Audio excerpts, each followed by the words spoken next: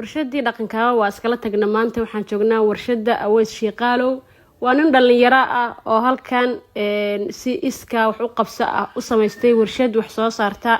alaabo kala duwan oo Soomaalidu ay u baahan tahana ku sameeya gacantiisa ku sameeya barnaamijkan horta marka hore waxaan ka codsanaynaa aad u share gareedaan asxaabta ugu xiran aad uga mahad celinayo in Soomaali badan ay gaarto halkan wuxuu ku sameeyaa Aweys alaabaha guryaha looga baahan yahay sida birta canjeelada ama daawaha canjeelada mida doolshaha lagu dubo alaabo kale oo iyagana lagu sameeyo muufada ama maartay hadii la rabana loo isticmaal karo suugado kale yacni alaabo aad u fara badan ayuu sameeyaa waxa aad ii soo jiitay ninkan dhalinyarada ah sida maartay iska wax u qaba ah oo wadankiisa oo wax uga soo saaray gacantiisa oo ku soo saaranayo isma naqaan aqoon isku maleyn isku magaalo ma joogno kale caasimadda Muqdisho jooga ana gobolka Galgaduud aniga aqoon u lahayn soo qaatay muuqaaladiisa saan ugu dhiirigeliyo iyo waliba dhalinyaro badan oo ugu xiransan u dhiirigeliyo in wadankooda ay ka faa'iideystaan oo xirfadaha maaragtay ay bartaan inay wax soo saaraan sida dhalinyarada adduunka ama dhalinyarada Aasiyaanka oo kale Hindida China oo kale sida maaragtay ay yaani qof walba sida ninkan oo kale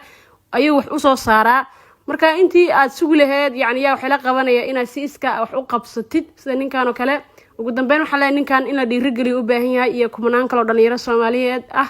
oo maaragtay looga faa'iideysto waliba dadka dhaqaalaha haysta maanta hadaan dhaqaalaha haysta lahaa alxamdulillah dhaqaalaha waan haysta laakiin dhaqaalaha aan qof ku caawin karo ama aan shirkad kale ku abuur karo hadaan haysta lahaa waxaan sameeynaa ninkan dhalinyarada inaan agabiyo warshado u sameeyo dhalinyaro badan la shaqaaleysiyo halka company uu ka soo baxo marka waxaan leeyahay dadka dhaqaalaha haysta ganacsatada in dhalinyarada xirfadaha aad ka faa'iideystaan ayagana aad garab qabataan sababtoo qofkaas oo xirfadii leh ayuu hadana maalgelintii dhaqaalihii yaani mashiinadii alaabaha wiilku uu sameynayo mashiina lagu sameeyaa caalamka laakiin asoo gacantiisa ku sameynaya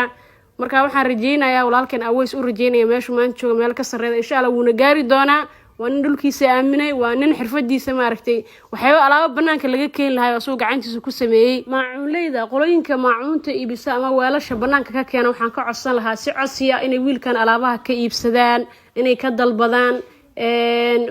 inta badan Soomaalida shaqooyinkii muhiimka ah dad waxa jira tusaale ahaan kabaha sameeyo kale lagu caayo shaqooyinkii hadii maanta qof dhalinyaro wax soo saaraya waxa lagu leeyahay waa tumaal waa kabatole waana shaqooyinka adduunka ugu muhiimsan oo dadku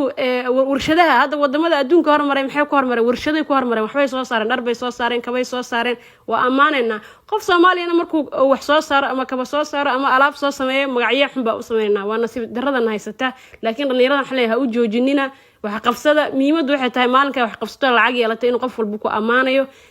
waxaan leeyahay marka dadka alaabaha banaanka ka keenay dhalinyaradan xirfada leh wadanka jooga inay uga faa'iideystaan mashiino inay u keenaan oo halka iyaguna dhaqaale kale ka soo saaran dhalinyarada shaqo abuur uga dhigaan